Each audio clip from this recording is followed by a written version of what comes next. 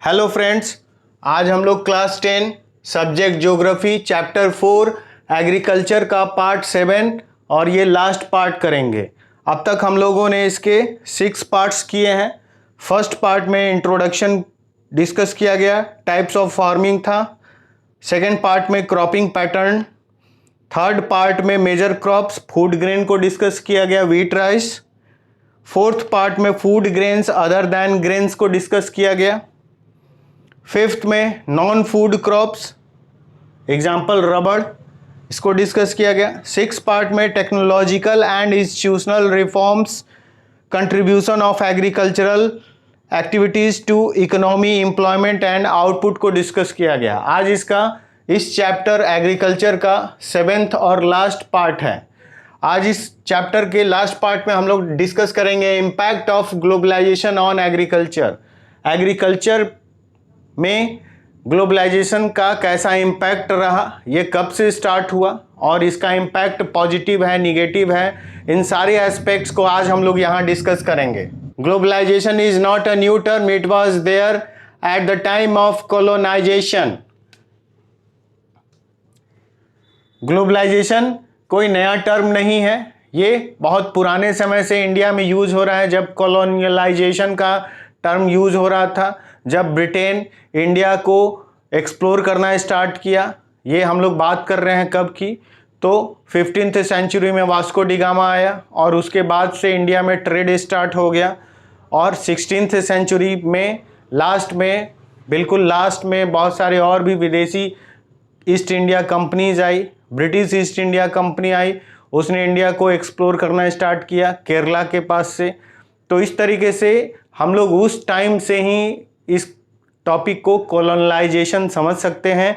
और इंडिया जब से कॉलोनियल बना था ब्रिटेन का, उसी वक्त से ग्लोबलाइजेशन का कॉन्सेप्ट स्टार्ट हो गया। इस फर्स्ट सेंटेंस में ग्लोबलाइजेशन और कॉलोनाइजेशन दो वर्ड यूज किए गए। अब इस ग्लोबलाइजेशन को हम लोग देखते हैं। ग्लोबलाइजेशन किसे कहते हैं? Rapid integration between countries, more and more goods and services, investments and technologies are moving between countries. हम लोग इसमें देखेंगे कि ज़्यादा से ज़्यादा मूवमेंट गुड्स का, सर्विसेज का एक देश से दूसरे देश हो, दूसरा इन्वेस्टमेंट का मूवमेंट हो, तीसरा टेक्नोलॉजी का मूवमेंट हो। तो जब एक से ज़्यादा कई देशों में ये मूवमेंट गुड्स और सर्विसेज के रूप में हो, ये मूवमेंट टेक्नोलॉजी के रूप में हो, ये मूवमेंट इन्वेस्टमेंट के रूप में हो, और जब ये रैपिड हो, रैपिड मतलब बहुत फास्ट मूवमेंट हो, तो इसी प्रोसेस को हम ग्लोबलाइजेशन बोलेंगे। और इंडिया के साथ ये ग्लोबलाइजेशन का प्रोसेस बहुत पहले से हो रहा था। जब इंडिया ब्रिटेन का एक कॉलोनी था, डेवलप हुआ था कॉलोनी के रूप में। इसका मतलब एक पावरफुल कंट्री एक लेस पावरफुल कंट्री को बिल्कुल कंट्रोल कर रहा था, पॉलिटिकली और एडमिनिस्ट्रेशन सब कुछ संभाल रहा था, और उस लेस पावरफुल कंट्री का रिसोर्सेज अपने देश में ग्रोथ के लिए, डेवलपमेंट के लिए इस्तेमाल कर रहा था। आइए देखते हैं कॉलोनाइजेशन का डिफिनीशन। तो colonization a practice by which a powerful country directly control less powerful country and uses their resources to increase its own power and wealth. यहाँ पर यही बताया गया कि ये एक कॉलोनाइजेशन एक प्रोसेस है जिसमें एक पावरफुल कंट्री एक लेस पावरफुल कंट्री को कंट्रोल करता है। उसका पॉलिटिक्स, उसका इकोनॉमी, उसके सोसाइटी, उसके कल्चर, हर एक सिस्टम को वो कंट्रोल करता है। और इस तरीके से एक पावरफुल कंट्री एक लेस पावरफुल कंट्री के रिसोर्सेज को यूज करता है अपने कंट्री के डेवलपमेंट के लिए, अपने कंट्री में वेल्थ को और बढ़ाने के लिए। तो जब ये प्रोसेस होता है तो इसी प्रोसेस को हम कॉलोनाइजेशन बोलते हैं। In the 19th century, when European traders came to India, at that time, Indian spices were exported to different countries of the world, and farmers of South India were encouraged to grow these crops. यहाँ पर हम बात कर रहे हैं हम लोग 19th century की। इंडियन स्पाइसेज उस वक्त क्या हो रहे थे? दूसरे देशों में एक्सपोर्ट हो रहे थे, और इस तरीके से साउथ इंडिया के फार्मर्स को बहुत ज़्यादा इंकरेजमेंट मिला इस तरह के क्रॉप्स को ग्रो करने के लिए। तो हम उसी 15th सेंचुरी के बिल्कुल लास्ट की बात कर रहे हैं, जब 1498 में वास्को डी गामा इंडिया और साउथ इंडिया में जो भी मसाले स्पाइसेस थे उसको उसने परचेज किया और यूरोप में जाकर उसको सेल किया। तो उसी वक्त की ये बात हो रही है और उससे बाद धीरे धीरे 19th सेंचुरी तक ये चीज़ें बढ़ने लगी। यूरोप में इंडियन स्पाइसेस का डिमांड बढ़ता चला गया। इस तरीके से साउथ इंडिया के फार्मर्स इनकरेज होते चले गए। उनको इनकरेजमेंट स्पाइसेस को ग्रो करने से होने लगा, क्योंकि इन स्पाइसेस का बहुत हैवी डिमांड यूरोप और अदर डेवलप्ड कंट्रीज़ में था। Today it is one of the important item of export from India. आज के डेट में ये इंडियन स्पाइसेस बहुत इम्पॉर्टेंट है, विदेशों में बहुत हैवी डिमांड है और इसलिए इंडिया से इसको एक्सपोर्ट किया जाता है और developed economies, developed countries India से इन सारे स्पाइसेस को इंपोर्ट करवाती हैं, मंगवाती हैं। During the British period, cotton belts of India attracted the British and ultimately cotton was exported to Britain as raw material for their textile industry। तो हम लोग बात कर रहे हैं ब्रिटेन की। इंडिया के कॉटन बेल्ट ने ब्रिटेन को अट्रैक्ट किया और इस तरीके से ये ब्रिटेन एक्सपोर्ट होने लगा और इससे ब्रिटेन के टेक्सटाइल इंडस्ट्री को बहुत ज़्यादा रॉ मटेरियल अवेलेबल होने लगा। ब्रिटेन इंडिया में जब इंट्रोड्यूस हुआ और यहाँ पे ट्रेड स्टार्ट किया तो इंडिया का टेक्सटाइल इंडस्ट्री बहुत ज़्यादा फ्लोरिश स्टेज में था। उस इंडियन टेक्सटाइल का डिमांड भी विदेशों में था। ब्रिटेन ने धीरे धीरे इंडिया को एक्सप्लोर किया। उसने इंडिया के वीवर्स को डिस्ट्रॉय किया, वीविंग एक्टिविटी को डिस्ट्रॉय किया, जिससे धीरे धीरे इंडिया का कॉटन सीधे रॉ मटेरियल के रूप में ब्रिटेन जाने लगा और इससे ब्रिटेन के बड़े बड़े शहर लाइक मैनचेस्टर, लाइक लिवरपूल, वहाँ पे बहुत ज़्यादा टेक्सटाइल इंडस्ट्रीज़ डेवलप होने लगी, ग्रो होने लगी और वहाँ पर जो कि पहले इंडिया में टेक्सटाइल कॉटन के कपड़े बनते थे अब ब्रिटेन में बनने लगे। और ब्रिटेन चूँकि इंडिया में पॉलिटिकली सब कुछ कंट्रोल करना स्टार्ट कर दिया था, तो इस तरीके से ब्रिटेन का बना हुआ टेक्सटाइल इंडस्ट्री का कपड़ा अब इंडिया में एक मार्केट के रूप में इस्तेमाल होने लगा और इंडिया में उसको सेल किया जाने लगा सस्ते रेट में। तो इस तरीके से इस सिस्टम में भी, इस पॉइंट में भी ये दिखाया गया कि इंडिया का कॉटन बेल्ट जो कि ब्लैक सॉइल वाला एरिया है, गुजरात, मध्य प्रदेश, महाराष्ट्र और थोड़ा साइड नीचे साउथ पार्ट में आते हैं तो कर्नाटक का पार्ट, थोड़ा सा आंध्र प्रदेश, ये सारे पार्ट में जो ब्लैक सॉइल, रेगुड सॉइल है उसी को कॉटन बेल्ट बोलते हैं। और यहाँ पे कॉटन बहुत अच्छी क्वालिटी का ग्रो होता है और इसी कॉटन को रॉ मटेरियल के रूप में ब्रिटेन भेजा जाने लगा, जिससे ब्रिटेन के टेक्सटाइल इंडस्ट्री को बहुत ज़्यादा बूस्टअप मिला और वो वर्ल्ड फेमस हो गए। Cotton textile industry in Manchester and Liverpool flourished due to the availability of good quality cotton from India। From India, India से ये कॉटन जाना स्टार्ट हो गया। ये बहुत अच्छी क्वालिटी का था। ब्रिटेन का मैनचेस्टर और लिवरपूल, ये दो बड़े बड़े शहर फ्लोरिश्ड होने लगे, वहाँ पर टेक्सटाइल इंडस्ट्री इंट्रोड्यूस हो गया और इसकी वजह से बहुत ज़्यादा प्रॉस्पेरिटी आ गया। The Champaran movement 1917 in Bihar started because farmers of that region were forced to grow indigo because it was necessary for the textile industry located in Britain। इस पॉइंट में बताया गया कि हम लोग बिहार के चंपारण की बात कर रहे हैं। ये 1917 मूवमेंट हुआ था, इसमें गांधी जी भी आए थे और इसकी वजह से चंपारण मूवमेंट सक्सेसफुल भी हुआ। इसमें क्या था कि बिहार के फार्मर्स को ये प्रेशर दिया जाता था, उनको फोर्स किया जाता था कि वो इंडिगो ग्रो करें अपने खेतों में, अपने फार्म एरिया में फार्मर्स को फोर्स किया जाता था इंडिगो ग्रो करने के लिए। और इस तरीके से हर 20 कट्ठे में, उसको 3 कट्ठिया आंदोलन भी कहते हैं, यानी कि 20 कट्ठे में 3 कट्ठा उनको इंडिगो ग्रो करना कंपलसरी था, नेसेसरी था। और इस तरीके से जब ये ग्रो होना स्टार्ट हो गया इंडिगो, तो ये भी ब्रिटेन जाना स्टार्ट हो गया। हम लोग बात कर रहे हैं टेक्सटाइल इंडस्ट्री की। टेक्सटाइल इंडस्ट्री में जो भी कपड़े बनते हैं, हम लोग सब लोग जानते हैं कि वो सारे कपड़े सबसे पहले इंडस्ट्री में वाइट कलर के बनते हैं, उसके बाद उसको ड्रायर्स की ज़रूरत होती है, उसमें कलरिंग और मिक्सचर्स वगैरह यूज़ किए जाते हैं। इसलिए ये इंडिगो बहुत इम्पॉर्टेंट आइटम था। ये भी एक रॉ मटेरियल के रूप में इंडिया में ग्रो होने लगा। तो इस तरीके से इंडिया में कॉटन भी ग्रो हुआ और इंडिया में इंडिगो भी ज़बरदस्ती इंडिया के फार्मर्स से ग्रो कराया गया और उसको भी एक्सपोर्ट करके इंडिया से ब्रिटेन, मैनचेस्टर, लिवरपूल भेजा गया। They were unable to grow food grains to sustain their families.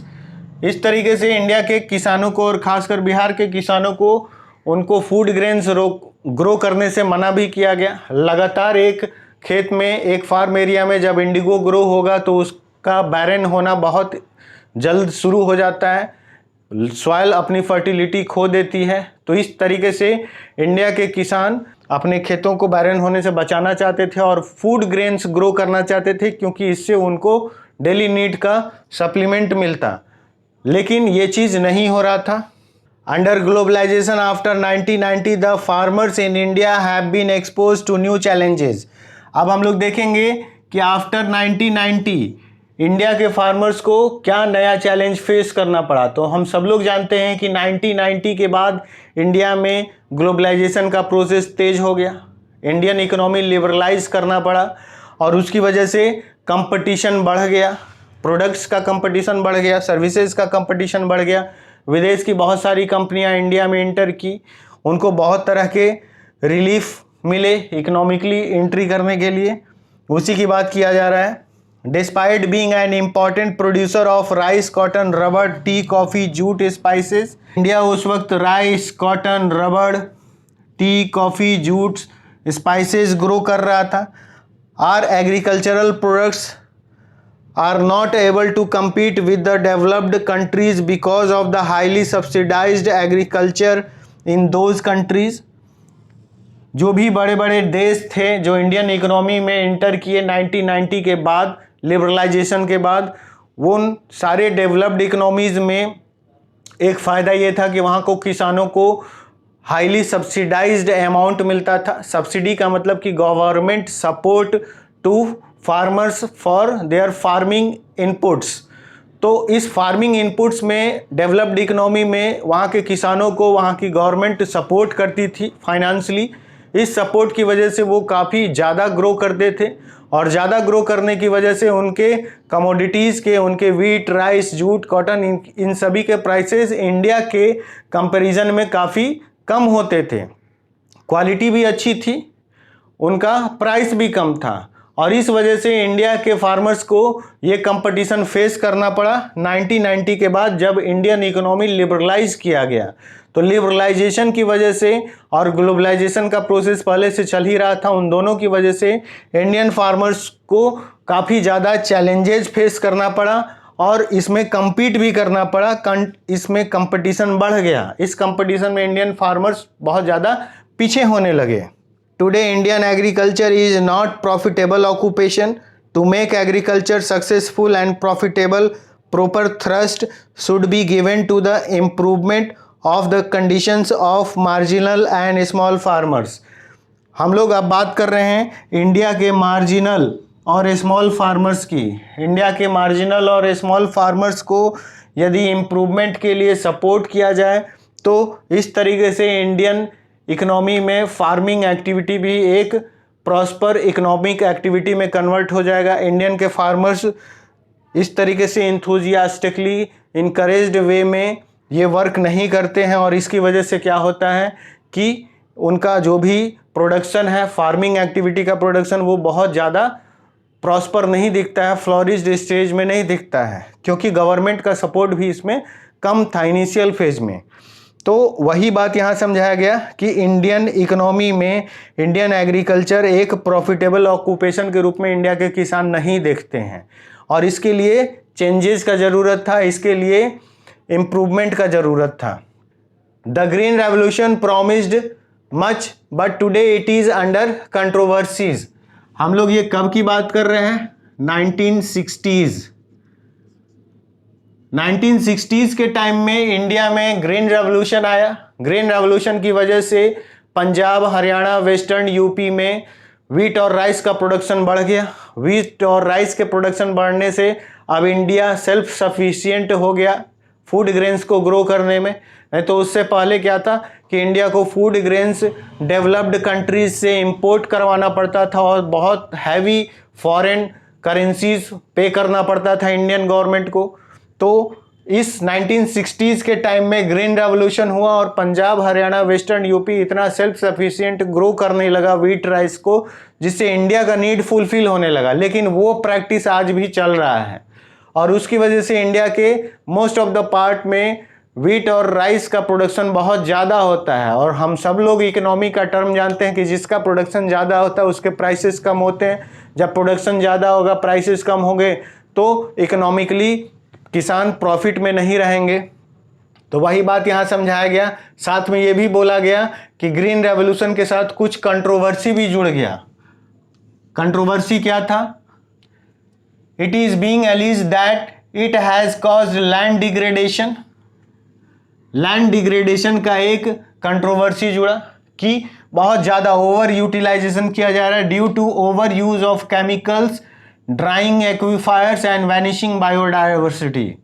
यहाँ यही समझाया गया कि ग्रीन रेवोल्यूशन के वजह से हर चीज़ का ओवर यूटिलाइजेशन होने लगा। स्टार्ट तो हुआ सॉइल के ओवर यूटिलाइजेशन से, उसके बाद फार्म इनपुट्स में केमिकल्स, फर्टिलाइजर्स, पेस्टिसाइड्स, ये सब कुछ यूज होने लगे। ह्यूज अमाउंट में फार्मिंग एक्टिविटीज़ होने लगा। इसकी वजह से इरिगेशन भी बहुत ह्यूज डिमांड होने लगा और इरिगेशन ज़्यादा यूज होने लगा। तो उसके वजह से क्या हुआ कि जो एक्वीफायर्स थे, एक्वीफर्स, वो भी धीरे धीरे सूखने लगे। जो भी जल के स्रोत थे उसकी बात यहाँ पर हो रही है, वो ड्राई होने लगे। और बायोडाइवर्सिटी यानी कि जो भी प्लांट्स की वेराइटीज़ थी वो धीरे धीरे कम होने लगी, घटने लगी।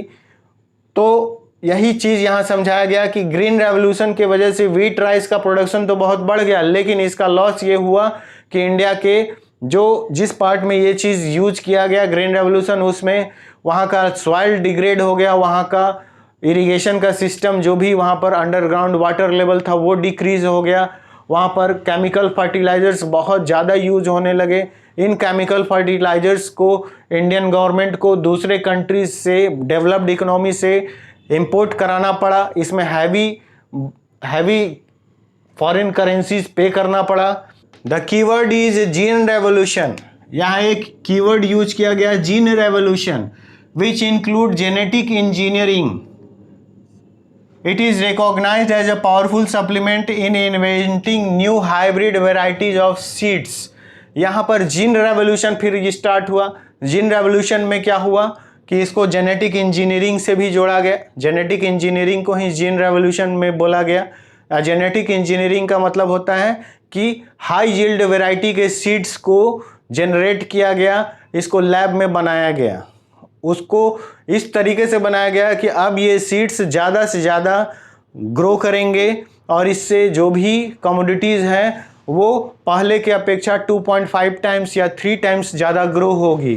जैसे एक नॉर्मल पर हेक्टेयर वीट का प्रोडक्शन 1200 kg होता है, लेकिन जब हम HYB सीड्स यानी इस जेनेटिक इंजीनियरिंग के थ्रू, जीन रेवोल्यूशन के थ्रू जो वीट के सीड्स बनाए गए, उससे हाई यील्ड वैरायटी के सीड्स हो गए और उससे पर हेक्टेयर का ग्रोथ ऑलमोस्ट 3200 kg हो गया। जो पहले 1200 kg पर हेक्टेयर ग्रो हो रहा था वीट, वो अब 3200 kg पर हेक्टेयर ग्रो होने लगा। तो इससे सीधे दिखता है कि ये 2.5 टाइम्स ज़्यादा ग्रो होने लगा। तो इसकी वजह से क्या हुआ कि वही यहाँ बात किया गया था। यहाँ पर हम लोग कंट्रोवर्सी की बात कर रहे थे। जब प्रोडक्शन ज़्यादा होगा सेम पीस ऑफ लैंड पे, तो उसका असर तो दूसरे नेचुरल फैक्टर्स पे जाएगा। वही हम लोग यहाँ बात किए थे बायोडाइवर्सिटी का।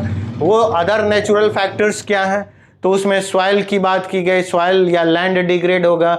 उसमें इरिगेशन की बात की गई, उसमें ज़्यादा से ज़्यादा इरिगेशन यूज होगा।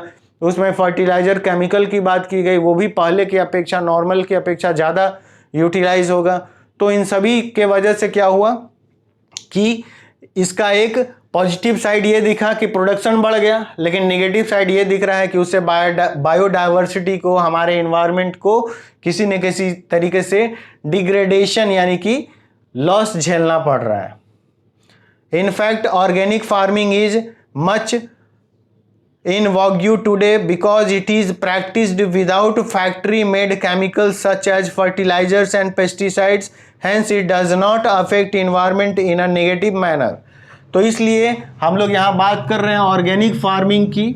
ऑर्गेनिक फार्मिंग का एक कॉन्सेप्ट ऐसा है आज के डेट में जिससे कि सबको बहुत ज़्यादा फ़ायदा है। सबसे ज़्यादा फ़ायदा एनवायरनमेंट को है, नेचर को है, जिसमें हम केमिकली या लैब में बना हुआ कोई केमिकल्स नहीं यूज कर रहे हैं, फर्टिलाइजर्स नहीं यूज कर रहे हैं। इस ऑर्गेनिक फार्मिंग में जो कुछ भी हम यूज कर रहे हैं वो नेचर मेड मैन्योर को यूज कर रहे हैं, नेचर के चीज़ों को यूज कर रहे हैं। और इस तरीके से जो भी प्रोडक्ट्स प्रोड्यूस होते हैं उसमें न्यूट्रिएंट्स वैल्यूज़ भी हाई होता है। और उसका दूसरा पॉजिटिव पॉइंट ये है कि इससे नेचर भी, हमारा एनवायरनमेंट भी डिग्रेड नहीं होता है। तो ये ऑर्गेनिक फार्मिंग का एक कॉन्सेप्ट बाद में आया जो कि आज के डेट में बहुत ज़्यादा यूज हो रहा है, किया जा रहा है। Few economist think that Indian farmers have a bleak future as they continue growing food grains on the holdings that grow smaller and smaller as the population rises। India में क्या है कि इंडिया में प्रॉपर्टी राइट्स डिफरेंट टाइप के हैं। यहाँ पे parents का प्रॉपर्टी उनके चिल्ड्रंस में बढ़ जाता है। और इस तरीके से यही यहाँ पर पॉइंट समझाया गया कि जैसे जैसे पॉपुलेशन राइज करता है, बढ़ता है, वैसे वैसे लैंड साइज की होल्डिंग स्मॉलर और स्मॉलर होती चली जाती है। A smaller piece of land पर बहुत ज़्यादा वैरायटी के क्रॉप्स को ग्रो करना मुश्किल है। वहाँ पर फार्म इनपुट्स में भी खर्च ज़्यादा होता है और प्रोडक्शन भी कम होता है। जबकि लार्ज साइज ऑफ लैंड पे फार्म इनपुट्स में खर्च कम होता है और प्रोडक्शन हैवी और ज़्यादा होता है। तो सरप्लस प्रोडक्शन से मनी का प्रॉफिट ज़्यादा है और लेस प्रोडक्शन से मनी का खर्च ज़्यादा है, इन्वेस्टमेंट ज़्यादा है। तो वही बात यहाँ समझाया गया कि Indian farmers have a bleak future. Indian farmers जो हैं, इस ब्लीक फ्यूचर का मतलब होता है कि उदासीन है, वो बहुत ज़्यादा इंटरेस्टेड होकर फार्मिंग एक्टिविटी नहीं करते हैं और इसलिए प्रोडक्शन भी ज़्यादा नहीं होता है और इंटरनेशनल कंपटीशन करने में भी इंडियन गवर्नमेंट को नहीं बनता है। तो वही बात यहाँ किया गया। Indian rural population is about 833 million. Bharat का रूरल पॉपुलेशन 2011 में 833 मिलियन था। इसका सीधा मतलब है कि 83 करोड़ 30 लाख 2011 में इंडिया का रूरल पॉपुलेशन था, which depends upon 250 million hectare of agricultural land. ये 833 million people 250 million hectare land पे डिपेंडेंट है। An average of less than half a hectare पर पर्सन। इसका सीधा मतलब है कि हाफ हेक्टेयर से भी कम पर एक इंसान यानी एक फार्मिंग एक्टिविटी पर dependent directly and indirectly person dependent है। और इसकी वजह से उस लैंड पर उस इंसान का, एक आदमी का प्रेशर है, उसको ग्रो करने का प्रेशर है। वही बात यहाँ समझाया गया है कि 833 मिलियन पीपल 250 मिलियन हेक्टेयर पे डिपेंडेंट हैं। Indian farmers should diversify their cropping pattern from cereals to high value crops. तो इस तरीके से इंडिया के फार्मर्स को ये एक एडवाइस किया गया कि इंडियन फार्मर्स को सीरियल्स को ग्रो करने के बदले हाई वैल्यू क्रॉप्स को ग्रो करना चाहिए। सीरियल्स का मतलब अनाज, wheat, rice, pulses, oil seeds की बात हो रही है। या फिर यहाँ पर हाई वैल्यू क्रॉप्स का मतलब कि फ्रूट्स हो गया, वेजिटेबल हो गया, मेडिसिनल क्रॉप्स या प्लांट्स हो गए, या फिर और भी जेट्रोफा, जोजोबो, या फिर शुगर केन, जूट, या टी, कॉफ़ी, रबड़, इन सभी के बारे में बात किया जा रहा है। तो ये हाई वैल्यू क्रॉप्स को इंडियन एग्रीकल्चर में शामिल करना चाहिए और सीरियल्स को कम ग्रो करना चाहिए। जितना नीड है बस उतना ही ग्रो करना चाहिए। It will increase income and reduce environmental degradation simultaneously. एक साथ दो ऑब्जेक्टिव पूरे होंगे। पहला इंक्रीज ऑफ इनकम होगा और दूसरा रिडक्शन ऑफ इन्वायरमेंटल डिग्रेडेशन, यानी कि इन्वायरमेंट भी कम डिग्रेड होगा और लोगों का इनकम भी इंक्रीज होगा।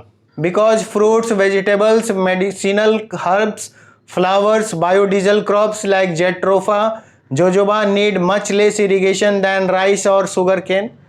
वही यहाँ समझाया गया कि राइस और शुगर केन के कंपैरिजन में जेट्रोफा और जोजोबा जो एक बायोडीजल क्रॉप्स हैं ये ज़्यादा ग्रो भी होंगे इसका डिमांड भी वर्ल्ड में ज़्यादा है और ये लेस इरिगेशन पे वर्क करते हैं, यानी बहुत ज़्यादा इरिगेशन का ज़रूरत नहीं है। तो जेट्रोफा और जोजोबा को ग्रो करने में ज़्यादा इरिगेशन भी नहीं यूज होगा। राइस और शुगर केन में ज़्यादा इरिगेशन का ज़रूरत पड़ता है और इस राइस और शुगर केन के कंपैरिजन में जेट्रोफा जोजोबा का एक्सपोर्ट डिमांड बहुत ज़्यादा है, उसका प्राइसेस भी ज़्यादा है। तो इसका फ़ायदा किसानों को मिलेगा और दूसरा फ़ायदा इन्वायरमेंट को डिग्रेड होने से बचाने में मिलेगा। India's diverse climate can be harness to grow a wide range of high value crops. इसलिए इंडिया के डाइवर्स क्लाइमेट को हमें इस तरीके से इस्तेमाल करना चाहिए कि उसका बेटर से बेटर तरीके से हम यूज करें, ज़्यादा से ज़्यादा उस इंडियन नेचर को एक्सप्लॉइट करें, क्रॉप्स को ग्रो करें और उस क्रॉप्स में भी सीरियल्स को यानी कि अनाज को कम ग्रो करें, हाई वैल्यू क्रॉप्स को ज़्यादा ग्रो करें। हाई वैल्यू क्रॉप्स को ज़्यादा ग्रो करेंगे तो उसका इंटरनेशनल डिमांड ज़्यादा होगा, उसके प्राइसेस ज़्यादा मिलेंगे, उससे प्रॉफिट ज़्यादा होगा, उससे प्रॉस्पेरिटी ज़्यादा होगा। जब किसान, इंडिया के फार्मर्स इस प्रॉस्पेरिटी वाले स्टेज में आ जाएंगे तो वो इस तरीके से ऐसे क्रॉप्स ग्रो करेंगे जिसका इंटरनेशनल डिमांड ज़्यादा होगा। तो जब तक किसानों को प्रॉस्पेरिटी नहीं मिलेगा तो उसका फ़ायदा भी इंडिया के किसान उदासीन होकर करेंगे, ब्लीक स्टेज में करेंगे। Means import cereals and export high value crops like Italy, Israel, chilli.